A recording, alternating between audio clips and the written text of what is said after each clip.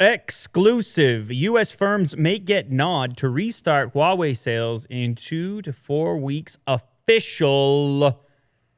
Is Huawei back in business? I think so, actually. Not surprisingly, because I've been following this fairly close. I've been reading whatever I can every day to figure out like what the status is, what's changed, if anything, and also just try to speculate what the original intent was with the executive order to try and restrict these American companies and American technologies from interacting with Huawei in any form. See, the thing about this is I was never really expecting for the U.S. to open up their borders for Huawei's telco equipment on the networks. They had kind of made their position known at many different stages along the way that just wasn't going to happen, that their infrastructure was not going to belong to a Chinese company of Huawei status. But this flip side of it, this Intel, Broadcom, Google side of it, with them selling components, technologies, softwares, schematics, support, and all these various other pieces, it just didn't seem like it could stick, because how were those companies supposed to be comfortable with this idea of being told who they can and can't sell to in that sense, especially considering the fact that the accusations against Huawei, regardless of which side you are on, those that were made public don't really implicate Google or Intel or Broadcom or Qualcomm specifically. So like, for example, the selling against those sanctions in Iran specifically, that's the one thing that keeps getting cited. And then the other one was the intellectual property situation with T-Mobile. Again, it's kind of like it's a major gray zone as far as if those offenses are significant enough to then put these widespread restrictions on companies in the U.S. trying to, in many cases, trying to execute contracts that are already in place, sales that are already made. So when the G20 summit happened recently, there were talks that took place between Trump and the leader of China, who I always struggle to pronounce his name correctly. Can we get an official pronunciation here? Is it Xi or Z? Which one is it, Will? Yeah, thanks a lot for that. Thanks a lot. Vin, what's the official pronunciation? I think it's Xi. Xi or Z? Xi. Xi. Anyway, so they met at the G20 summit in Japan, and it was like, oh, we had some talks. Things are, we're going to get it figured out to a certain degree. Trump put the delay on a number of these increasing tariffs on like some $300 billion worth of other trade. He held back. He put that on pause. And then specifically what you care about as a tech fan in the Huawei department, he kind of insinuated that they were going to make some changes there as well. Now, what appears on the surface as some kind of goodwill on his part is likely more of a reaction to his to the U.S. companies applying pressure to him, and less him deciding that he wants to ease up on these particular restrictions. Because my understanding was that shortly after this thing happened, Google was in Washington lobbying, meeting, saying, here's, you can't do this, you shouldn't do this. And many other manufacturers did similar. And then on top of that, they had to start creating alternative means to keep doing the business they were doing. Because obviously, if you're doing business, you want to keep doing business. So then they were filtering stuff through other countries. There were a couple of examples of this that we reported on this show here, where various brands that were doing business with Huawei via the U.S. were just changing the location with which those transactions were taking place. They were just finding ways around it anyhow. So from that standpoint, I just didn't believe it could possibly stick the way that it was. So this is relatively official according to sources here. The article I'm reading via Reuters. It seems like it's only a matter of time now before this thing is opened back up completely, at least in the sense of American companies and technologies going into the direction of Huawei, and Huawei being able to sort of like get things rolling again. Now, as I've mentioned in the past, this doesn't do much for the public image. It doesn't immediately erase the fact that customers are a little bit nervous around this brand, seeing as how they have been a political target by the looks of it, whether that's the true motivation or not. Are you going to feel compelled to go out and purchase one of these things now that the restriction appears to be lifted or being lifted very shortly? I think it's going to take a while in that part. Like on that side of things, it's going to take a while to build up the consumer trust. But I think from an operational perspective, Huawei should be back into the format that they were in prior to this whole thing taking place. And I think that's going to happen very soon. So in terms of the lobbying, it was mostly coming via the chip industry, which so much of it based still in Silicon Valley, hence the name there. Makes a lot of sense, Will. You can probably tell. And in many cases, even when they're not manufacturing the chips themselves, they're still responsible for licensing the chip designs that are necessary, that are the backbone for the manufacturers, for example, in Huawei's case. So the whole thing's about to, they're back. Huawei's back in business, Will. How do you feel about it? What do you think? You think they're gonna go straight to the top, or you think it's gonna take a while? Listen, I think trade is good, and Big trade guy. We've seen a lot of Huawei phones in the past. Yeah, they're solid phones. Solid phones. Okay. So, yeah, I think it's good. All right. Yeah, there's got to be some sort of communication taking place. It's better to be shaking hands than not. I've said that on previous episodes. I don't think, like I said, I don't think it's going to change anything with as far as like the network infrastructure in the U.S. is concerned. But as far as Huawei devices, ones that aren't released yet and the ones that are already in your pockets, I think you can rest a little more assured, at least in the coming future here, that things are probably going to be a little bit more like they were pretty soon. For better, for worse, whether you like it or not. And hey, here's the other side of it. If you don't like it, guess what, Will? You can buy something else. How about that? There's options. How about that for a marketplace? Yeah. If you don't like it, if you're worried about it for whatever reason, Samsung will take your money. Apple will take your money. Oppo will take your money. Vivo will take your money. Xiaomi will take your money. I'll take your money. No, I mean, I won't keep your money. It's all right. It's fine. All right. Speaking of Samsung, Samsung insider Ice Galaxy, is that his name? Ice Universe. Sorry, I apologize. That's my bad. See, because he's a Samsung leaker, he probably should have been Ice Galaxy as opposed to Ice Universe. But maybe his universe is bigger than the Galaxy. You see what I mean? Because the universe is everything, right? So it's not just Samsung. Okay, well done, Ice Universe. I like your name better. Anyway, he's been leaking all kinds of stuff related to this upcoming Note 10 Plus. The upcoming flagship Samsung device. And one of the latest things he's talking about is the charging speed, which is going to be unprecedented for a Samsung device.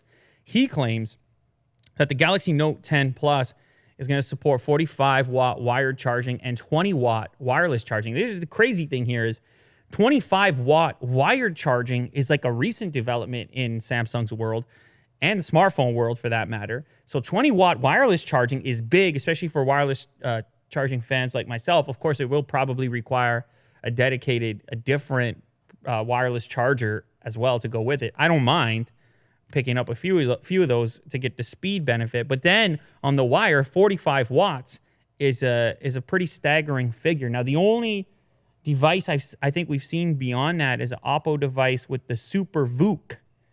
I think went up to as much as 50 watts of wired charging power. But I have to say, I've been using the OnePlus 7 Pro. It's got its own version, which they changed the name recently. Of course, it used to be Dash Charge. Now they had to change it because somebody sued them. Now what's it called? Their fast charging. Why can I not? Warp Charge. Warp Charge. Warp Charge, I believe, is 30 watts. So is that right? Did I get that right? I want to make sure I'm right on that, if it's 30 watts or not.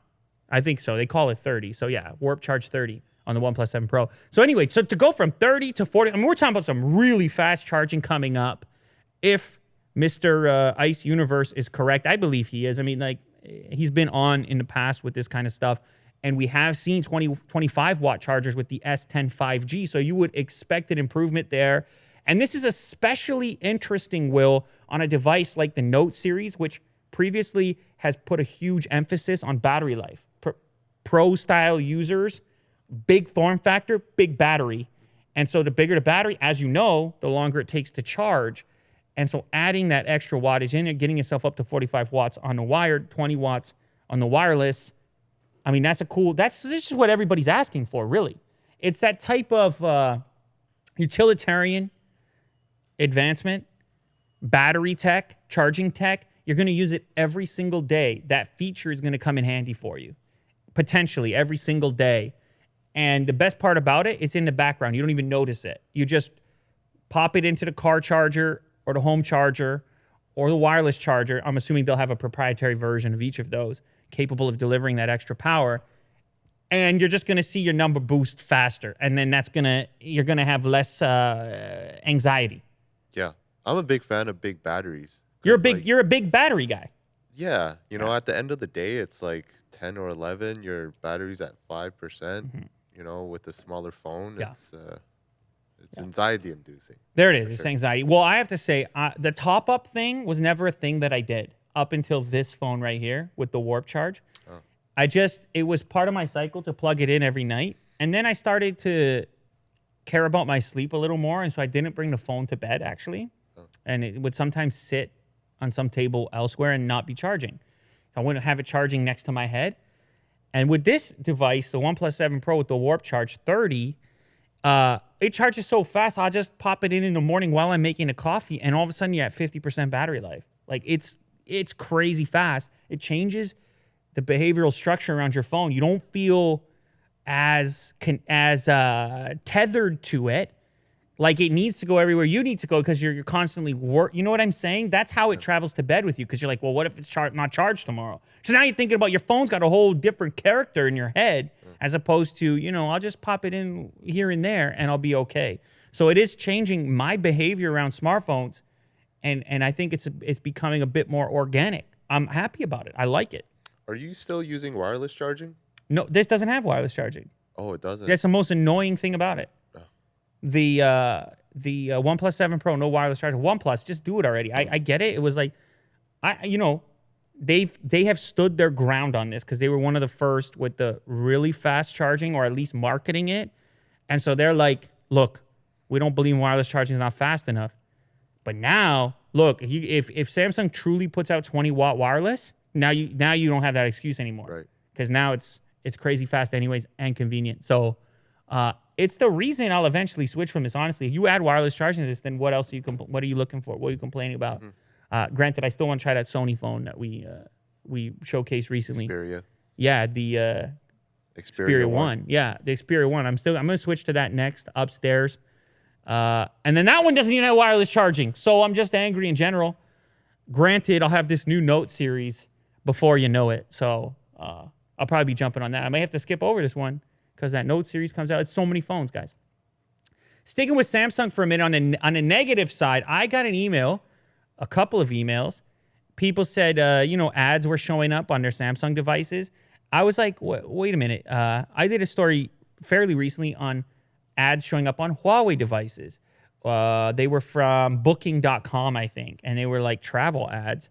Well, in Samsung's case, it's not third parties like a travel ad, but right within the notification pane there, you're getting ads to pre-order other Samsung devices. Now, this is an old post that Will's showing off right now from 11 months ago.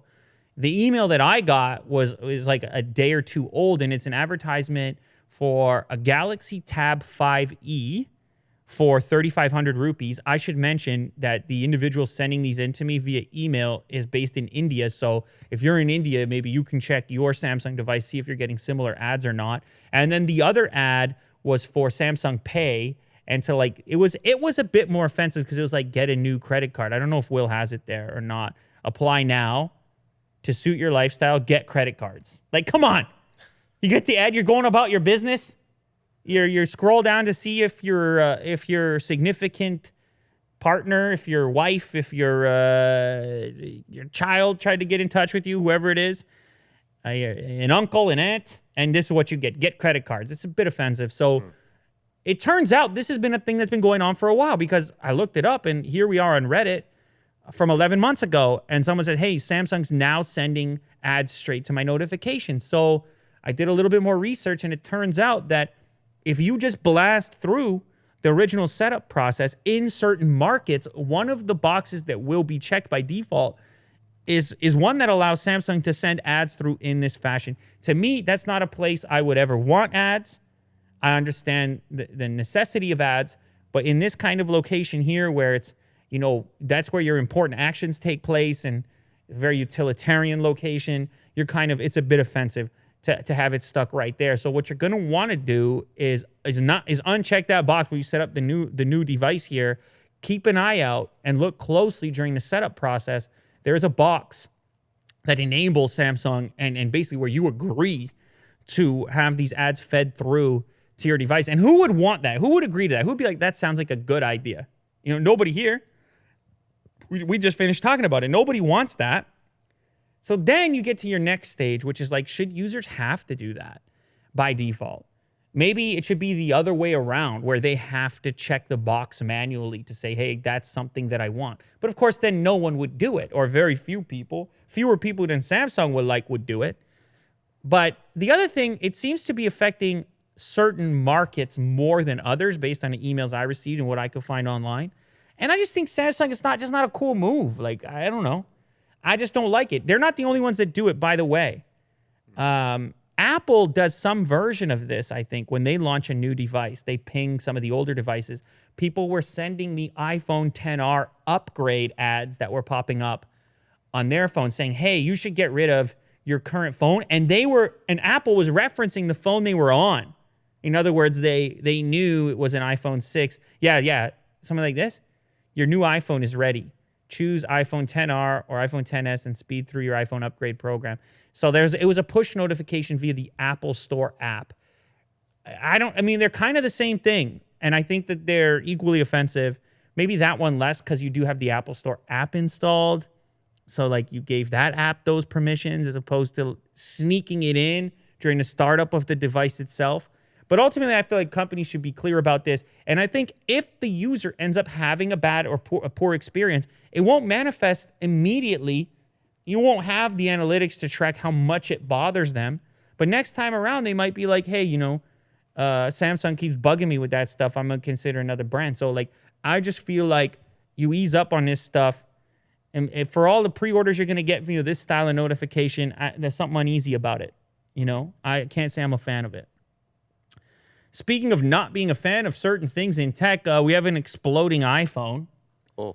Which, it seems like it goes from one to the next. It could be any phone. A child's iPhone began sparking, then it burned holes in her blanket. Kayla Ramos was sitting in her sister's room playing with her iPhone 6. So, kind of an older iPhone. When sparks suddenly began to shoot from the device, Kayla primarily used her phone to watch YouTube videos. I'm pretty sure it was Lou Later, Family Show. Learned a thing or two. We covered the news. So, plus, Lou Later, things get heated sometimes.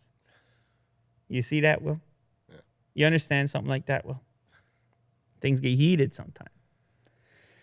Anyway, yeah, so her and her siblings are on the bed. It's a tragedy. The thing blows up. No more YouTube to be watched. I managed to burn myself, but I threw it on the blankets. The 11-year-old from Bakersfield, California, told the TV station the foam burned several holes in the blankets, but did not cause more extensive damage. Kayla's mother was grateful that her daughter escaped unscathed.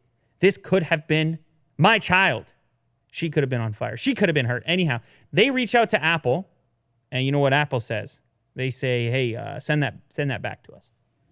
They say, hey, do you mind if you just send that back over to us, and we'll send you a brand new one.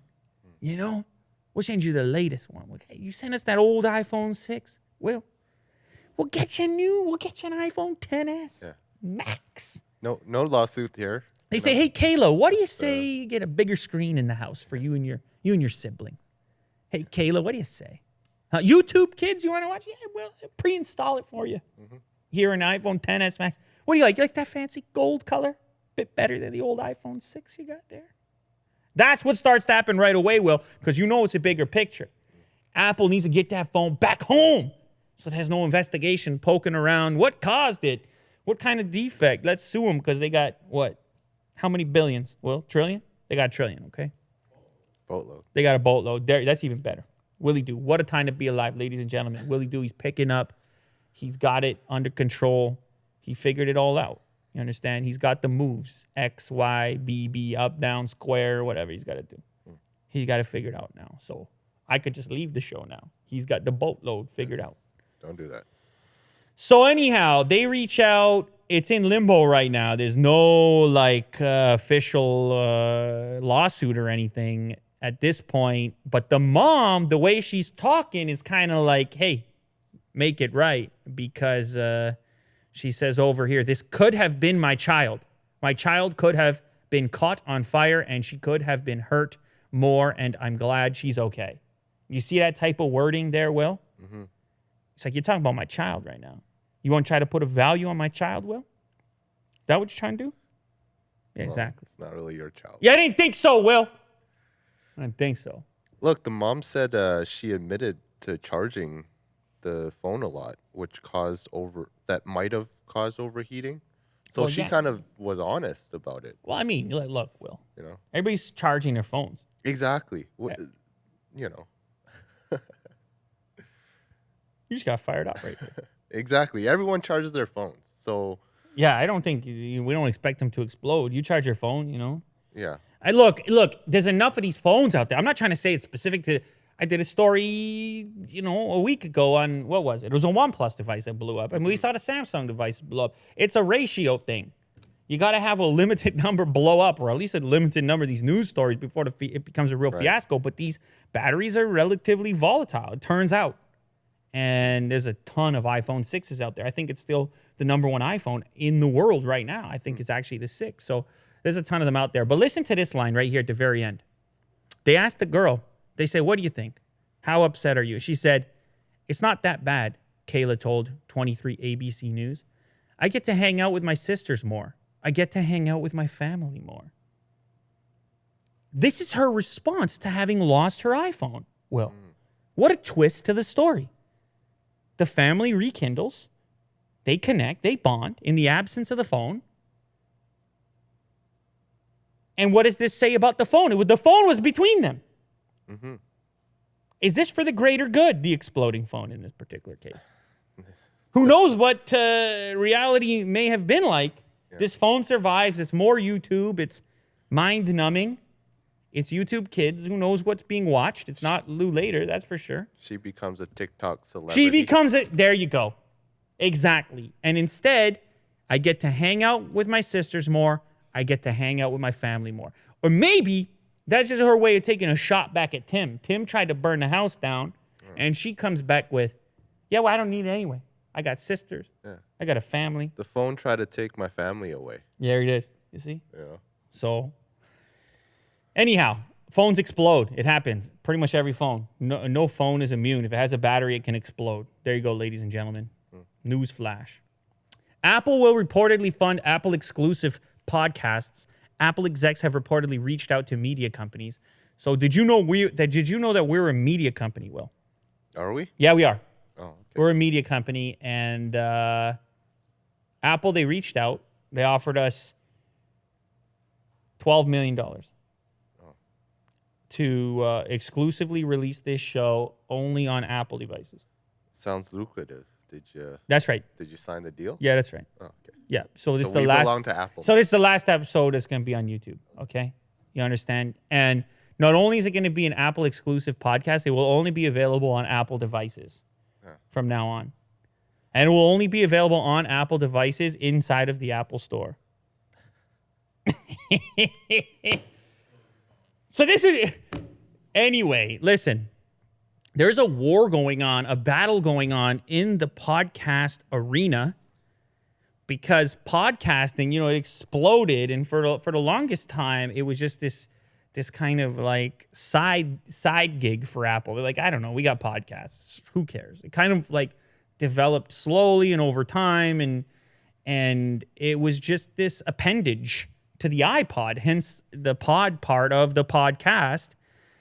And they never really paid much attention to it. I mean, there's reviews, and other than that, it's just tapping into the RSS, and you get the uploads and all the rest of it. But then, I feel like right now, they're starting to appreciate the potential of, like, years later, of what podcasting represents, because other players have gotten involved and like, wait, maybe we could have done more there. those other players being places like Spotify, who are actually, they recently bought 2 podcast networks. They're like purchasing podcasts. Apple wants to get into that business. And it makes a lot of sense for Apple because 50% of podcasts are actually consumed via Apple Podcasts. It's still the location for podcasts, which makes sense because it was the original place for that because of the iPod and then the iPhone and the fact that it gave birth to the podcast as we know it. So the rumor here is that they're going to go spend how much money, Will? Sorry, I'm just reading up on... No, it's a boatload, Will. It's a boatload, sir. Yeah, you see, you did so well earlier, and then you missed it on this one. Kirk knew, though. Kirk had a smirk on his face when I asked you. I got distracted here. No, he knew. But anyway, they're going to spend a lot of money. Spotify, for example, announced earlier this year it plans to spend $500 million on podcast-related what I was trying to acquisitions. No, I understand, Will. It's all right. It's all right, dude. There's going to be other chances. You can get another shot at it. Okay. By the way, I feel the need to clarify. They offered us nothing, by the way. They don't want this podcast. I speak too freely. You know this. Apple this, Apple that. It don't matter. You understand? I feel like they probably like to bury us already in a pot. You know what I'm saying, Will? Yeah. They don't want to put us on those charts. Our charts, the charts are rigged. Yeah, I think the chart, they don't want guys like us on there. Yeah. Speaking freely, dangerous words. Yeah. Guys like us. Loose cannons. Mm-hmm. How they describe guys like us. Black internally sheep. In the boardroom. That's what they say about us. So anyhow, one way to get around that, just like they're doing in TV with Apple TV Plus, Apple News, whatever, get in, spend some cash, buy some stuff, and then you can kind of govern what gets promoted.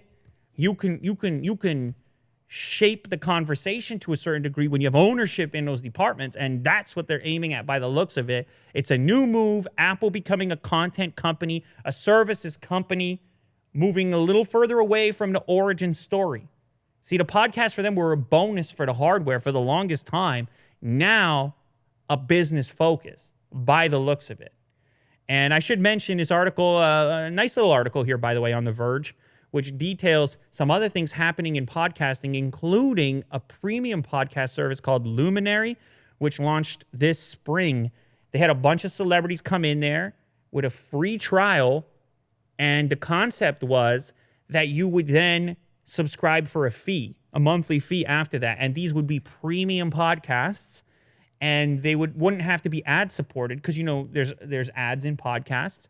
That you would have a subscription model work within podcasts. That's another take on where podcasts could potentially go, and they've kicked off and they're operating. So podcasts are a real thing.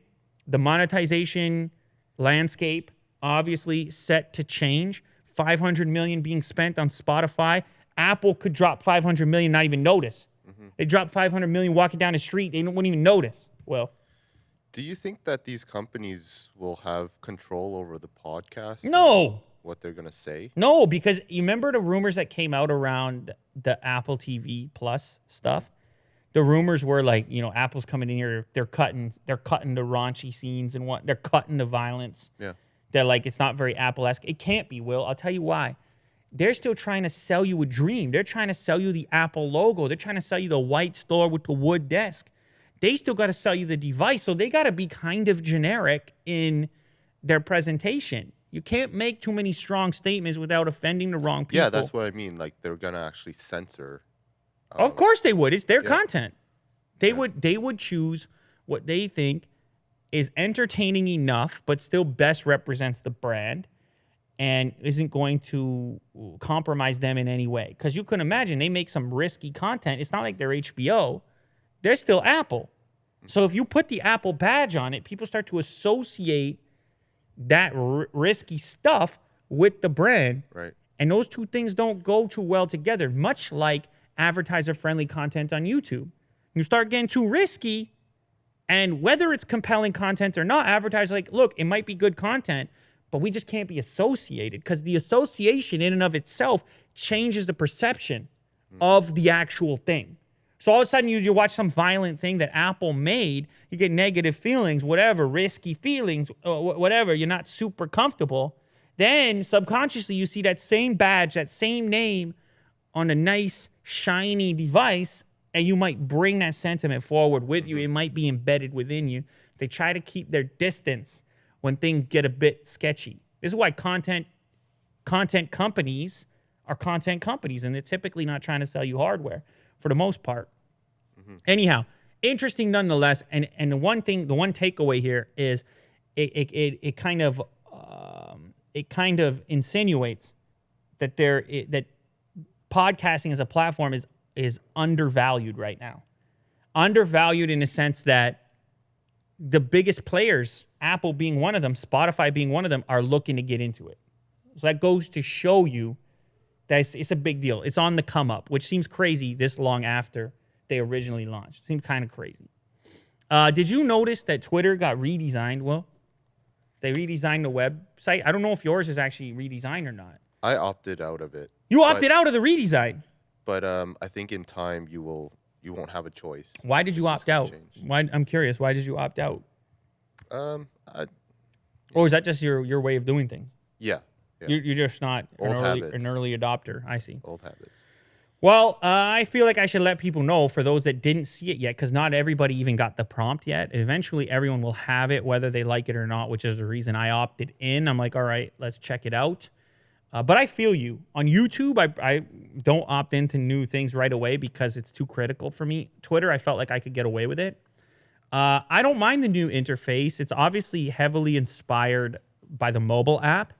But I was already not really using the web app. I was using TweetDeck. And to me, this kind of shares some aspects with TweetDeck. So it feels easy enough to participate in. Like, it's not a huge transition process for me. The other thing I like about it is switching between accounts is pretty seamless. I switch between accounts from time to time. I like when if you click on a tweet, it gives you some context of the relevant people involved in the thread of the conversation. It elevates certain aspects on the site that otherwise wouldn't be. Like, I think conversations in general appear a little bit better on the home feed here. The bookmarking of tweets, historical tweets to save for later if you see something good. And also the emphasis on search. Because I find myself on desktop especially using Twitter for search around events more frequently. So the emphasis, you put it right at the top right, implies like, hey, use Twitter for search. Like, do it. Like, search for some news or an event or a meme or what's trending, which happens to actually be underneath the search bar. I actually don't mind it. So you opted out. I'm kind of a fan of it. Now, granted, the desktop app is always going to be the desktop app. It's going to pale in comparison from a usage perspective to the mobile app. We saw this happen on YouTube in our own analytics. Everyone's using smartphones. Very few people are using the desktop app, which is partly the reason that I like what they did with it, because it's like, hey, let's think about this. If you are on the desktop, maybe you want to do something different because you obviously felt compelled to go here, whether that's reading more, whether that's posting more, who knows what it might have, or for example, the bookmark component. I don't know. I don't know if it's a big deal or not. But people seem to be like you, Will. A lot of people seem to be like you. When something like that changes that they're really used to, they're reluctant. Yeah, it's a radical visual design, which Well, now that you're looking at it, what are your thoughts, Will? Good or bad? I like it from a visual standpoint. Maybe I just got to use it to get used to it. Okay. That's really what it is. I mean, I really have no choice later on when you can't opt out anymore. You know, they say that, but I don't think that's always the case. Like, I think they say that, but then imagine you keep hitting the opt-out button. Imagine enough people keep hitting, like this happened in Creator Studio on YouTube. They changed Creator Studio substantially. And they kept saying like, hey, this is your last chance. But I kept opting. And I saw other people complaining too to stay on the old version of it. And I don't think they're forcing people anymore. So they gave up. There's probably a certain amount of volume. If a certain amount of volume of people opt out, they're going to see that data and go, man, people really aren't into it. And maybe not transition as quickly as they had originally planned. Anyway, I'm into it. It's a simplification. It's in line with mobile, and I think it kind of has to be because I think most people's experiences start and end here. And so if they do look to hop onto desktop, maybe to do some more power functions. The fact that there's cohesiveness between the two from a design perspective, I think is a friendlier concept than something that looks drastically different when you get to the desktop. So anyway, new Twitter. Check it out if you got the prompt. It's in the top right corner. It says try the new Twitter, whatever. GameStop hopes renovations will keep its retail stores alive.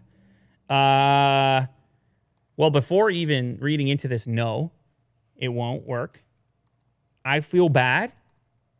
GameStop's not as prominent as EB Games here in Canada. We have GameStops too, but I grew up going to EB Games stores, which are essentially identical. It's the same thing, yeah. Yeah, and I don't even, they might even be connected as brands. I'm not really sure, but one owns the other. But we have both here in Canada. There's some GameStop, some EB Games. They're identical. It looks like they have EB Games in Australia as well for whatever reason, different names. Same colors too.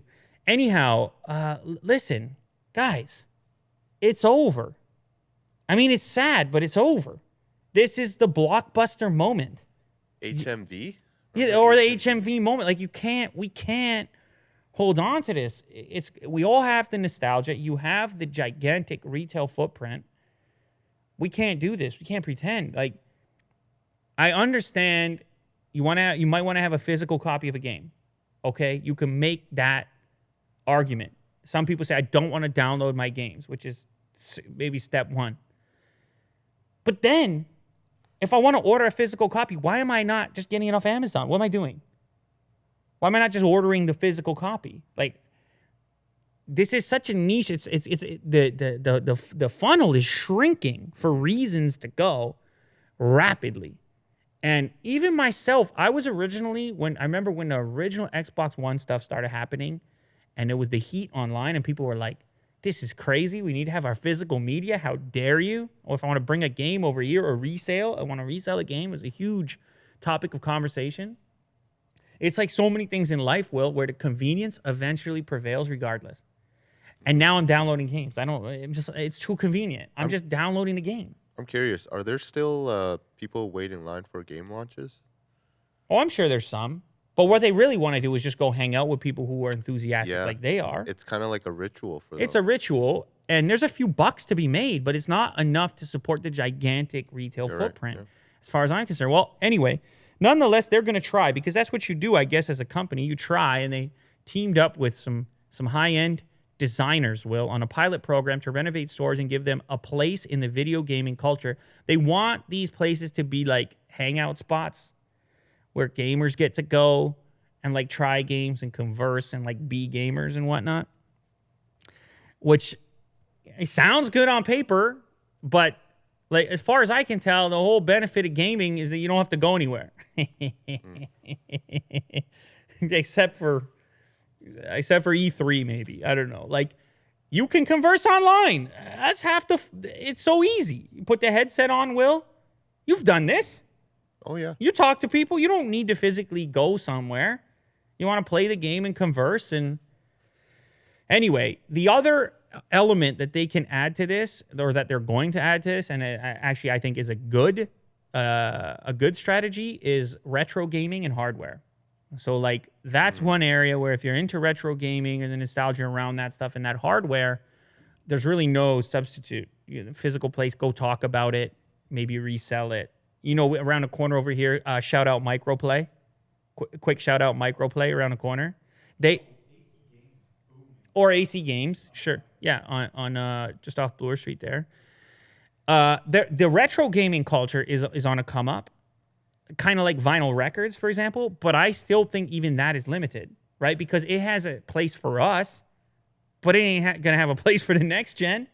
It's a one-time deal. You get to go back that one time, and then it starts to lose its luster pretty quickly. So it's a temporary fix, in my opinion.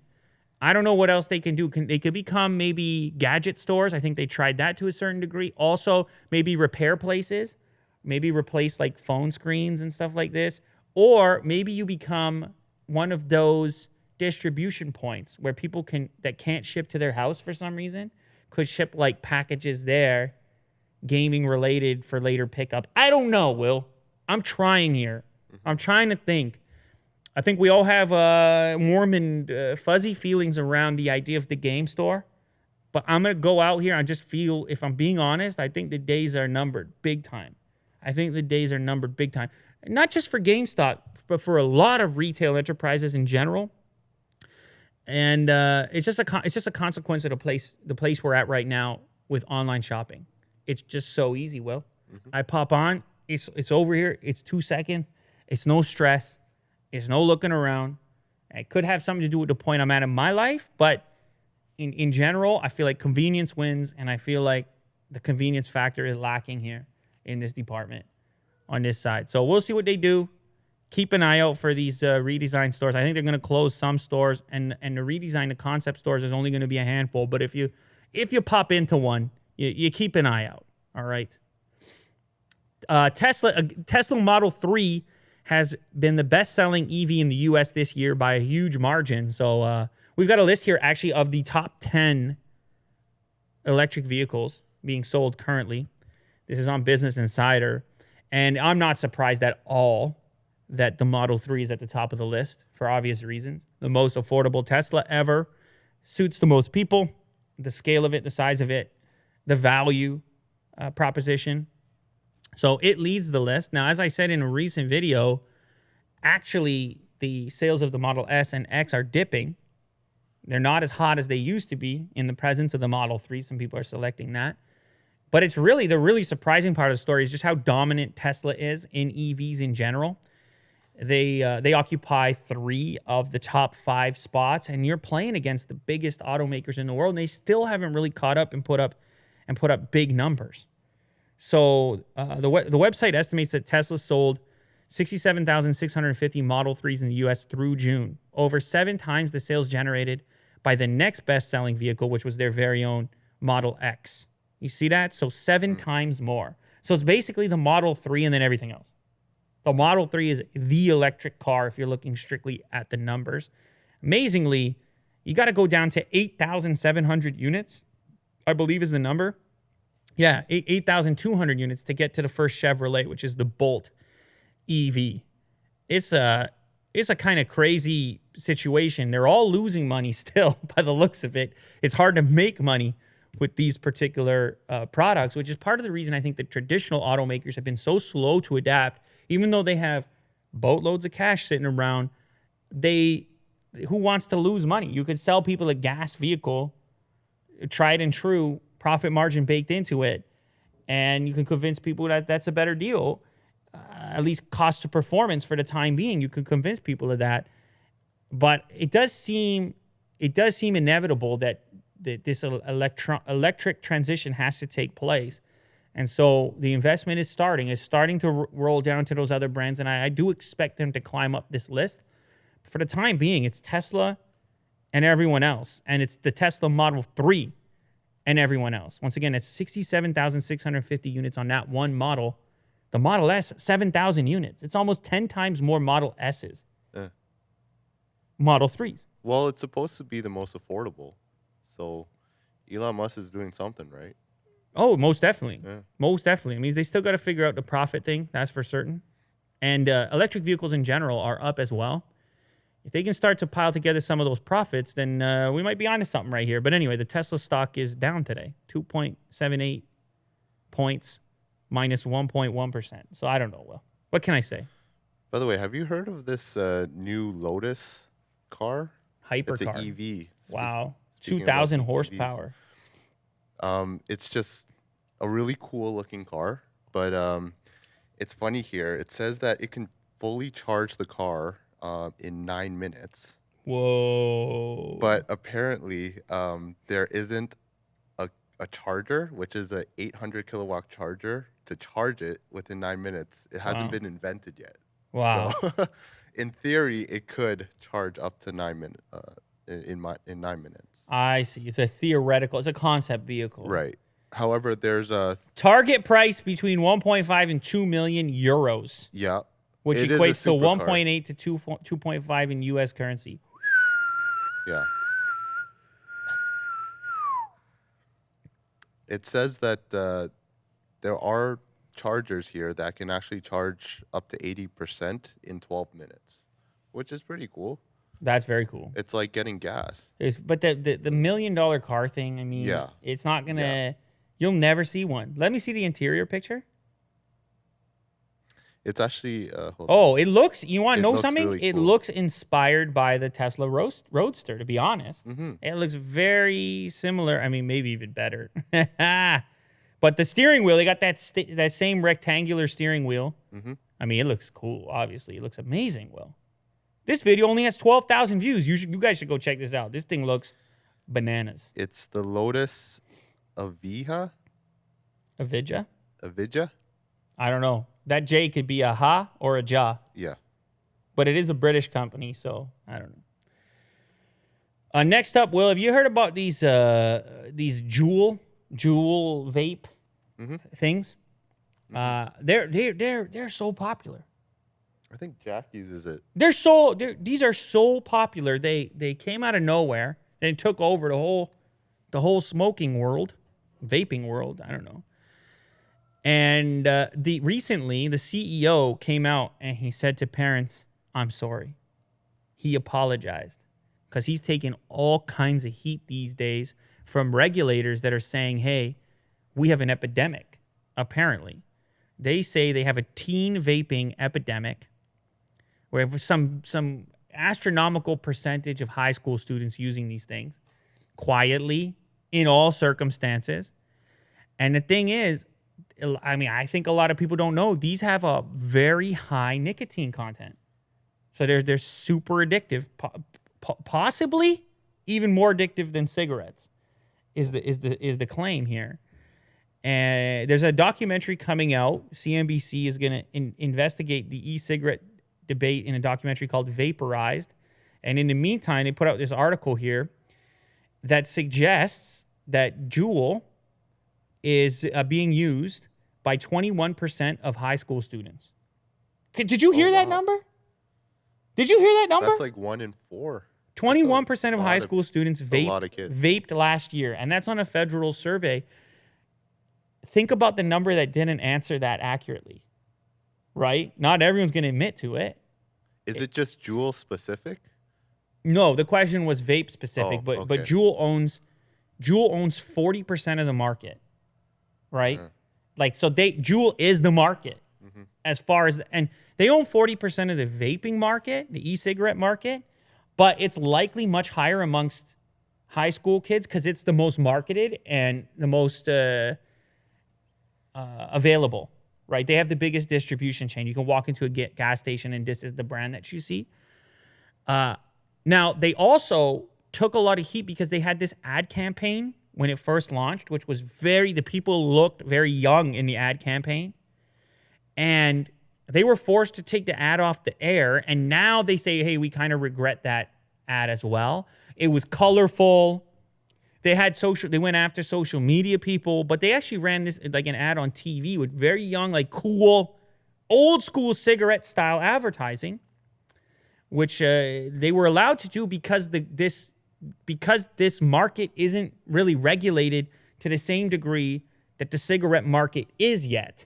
So they could get around the certain restrictions that existed in advance, or that were put in place to protect, I guess, teens from tobacco marketing. So the tobacco industry, they looked at this and they said, hey, this is a huge play for us.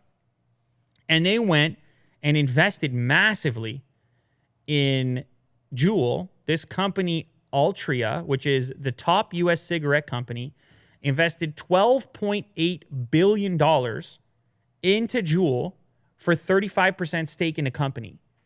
So if you don't think this stuff is addictive, if you don't think this stuff is interesting to the cigarette industry, I got $12.8 billion that beg to differ. Because they came in, they saw this trend taking place, and they're like, man, we can jump around the restrictions. We can make these colorful ads. We can put the young people in it. We can put it in the store. The studies aren't out yet. And that's the crazy part. I'm sitting here reading this article, and the CEO of the company is saying, hey, I'm sorry. And also, we don't have the data yet. He admits that like they don't have the studies he would like yet to figure out what this is actually doing to people. And that's part of the reason for the apology. And so it goes on to profile a couple of different situations in which there's a few different teen girls who are addicted here. Juul pods contain 5% nicotine, whereas other pods before Juul's introduction were between 1 and 2.4%.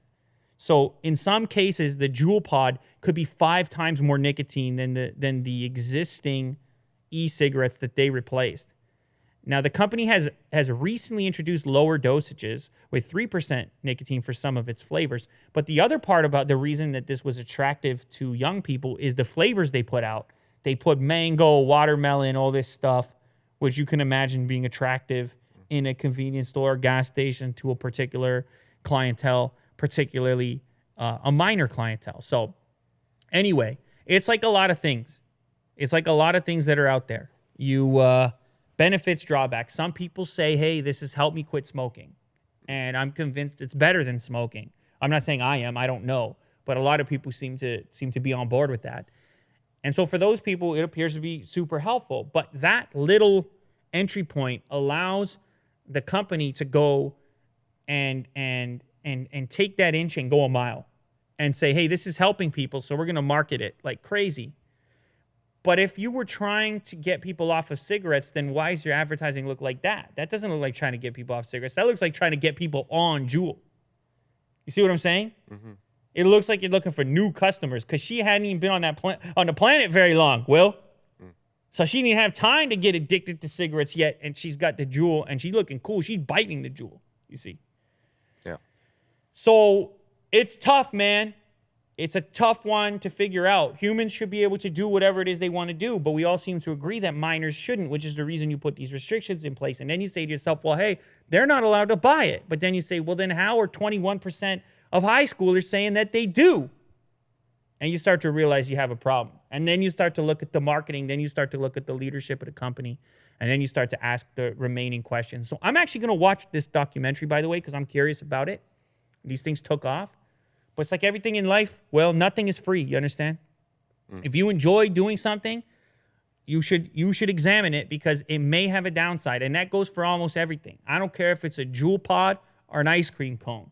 You're going to pay at some point. Whether it's a real mango or a mango pod, 5% nicotine. That's the thing. So just think about it. You make the trade. You decide. But the minors, maybe they're not in the best frame of mind yet without the fully developed brain and whatnot. All right. Last one for me. Speaking of the minors, American kids would much rather be YouTubers than astronauts. That, I don't know. That's kind of sad. But at the same time, it's like you also get it. Becoming an astronaut ranked last among 5 professions. So there's a study done. They went to different kids growing up in different regions, and they asked them what they want to be when they grow up. Gave them 5 options. Those options: vlogger, YouTuber, teacher, professional athlete, musician, and astronaut. And in the United States, vlogger, YouTuber was way out in front at 29%. Teacher, 26%. Professional athlete, 23%. Musician, 19%. And astronaut, 11%. So the YouTuber way out in front. The United Kingdom, almost identical results to the United States. Now, if you head over to China, you can flip the whole thing upside down, where astronaut leads with 56%. And so it's kind of an interesting thing demographically to examine and recognize. My feeling on that is just it's an exposure thing. I think the YouTube vlogger marketplace is so well established and understood in North America. Kids grow up being aware of it. They watch their favorite YouTuber do their house tour, and then, hey, mom and dad, I'm gonna be like that. YouTube has in the West displaced our typical traditional forms of media.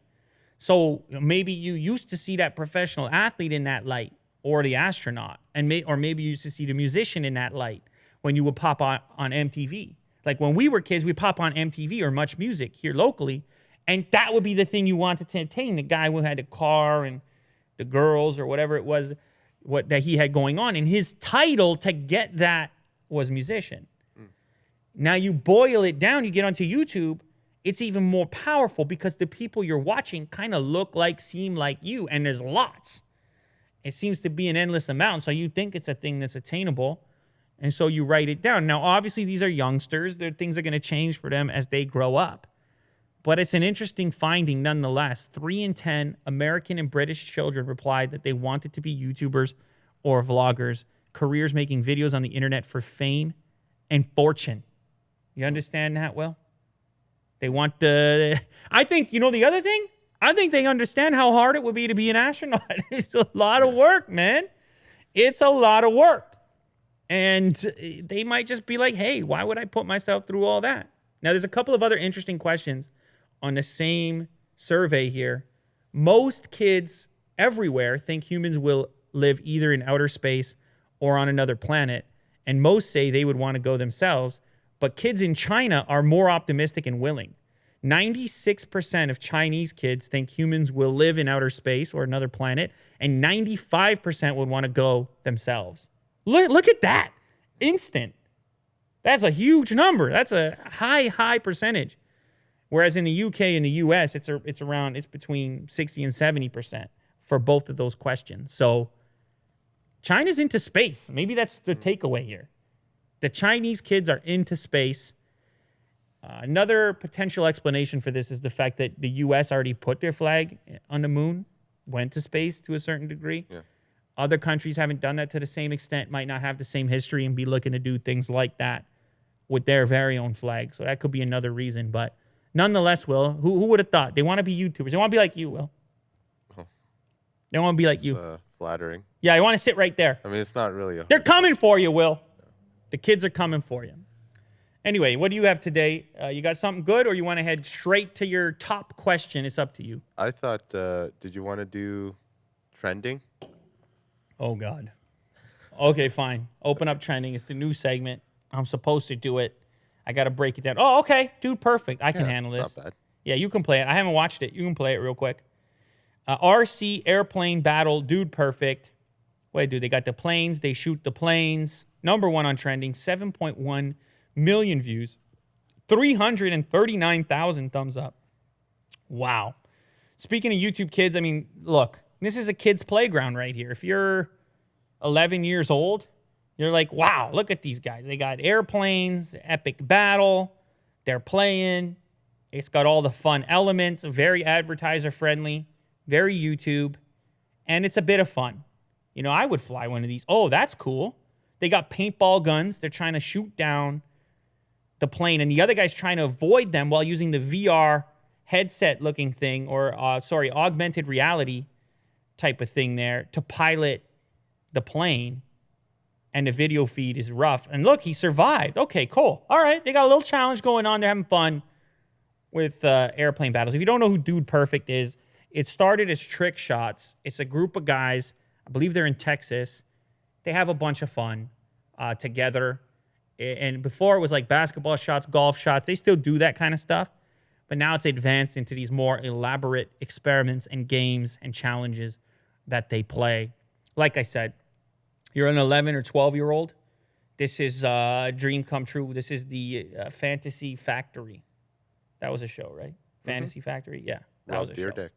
Yeah, so this is the new version of that, I suppose. Something like that. So, anyway, Will, how about you get to that question there? What can I say about it? I mean, it's trending. 7 million views. Look at this RC edition, 88 million. They pull big numbers. They pull big numbers. You know, I will say, I've seen the YouTube Kids app. These guys are all over it. These guys, they're banking a lot of views off the kids, and parents don't mind. It's like, what do you want to watch? An RC car go off of a roof? Okay, fine, go for it. So they bank a lot of views there. Keep that in mind. All right, we'll take one question, Will. We'll take one question. We did an hour here. We'll take one question. Okay, so this is the ultimate question based on the title here. It's from Curtis. I pose you this ultimate question, a question that has ranked through time and space to the very core of our souls as humans. Jeez. I asked you, boxers or briefs? Wow. And why? He's not wrong. That question keeps coming up. That question's existed for a while. But the thing is, I feel like I could live either way, for one. Like, I feel like I could figure either one out. But the brief thing First of all, to be clear, I haven't worn briefs probably since I was a kid. Seriously, since I was a kid. All kids start with briefs. I guess all kids start with briefs, but here's my feeling with it. Look at the way it comes up on the leg, the band where the leg comes out.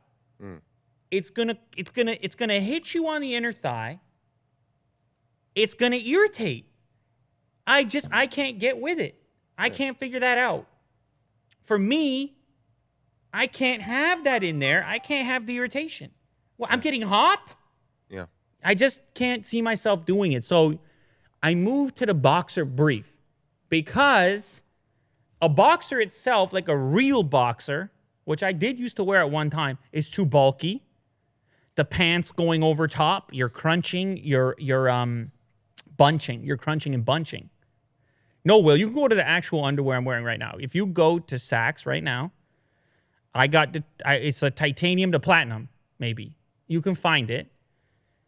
And Will's going to show you right now what I'm on recently. I mean, I don't look like these guys, obviously, but go ahead. Maybe I don't know. You're going to just search it. Wow. I think it's platinum. I think it's platinum. Platinum. I think it's platinum. Platinum. Yeah, there you go. Okay. Yes, this is it. Okay. Now just the black one on the far right. Blackout trunk right there. Okay. Simple. I own. They're expensive. I'll give you that. Man, they're sold out in a few sizes as well. It's a $37. That's a Canadian, I guess. That's a $37 Canadian boxer trunk brief thing. It fits tight. You don't even feel it. Let me tell you something. Eventually, you don't feel this. Never mind irritation. You don't even know you have it, which is what you want.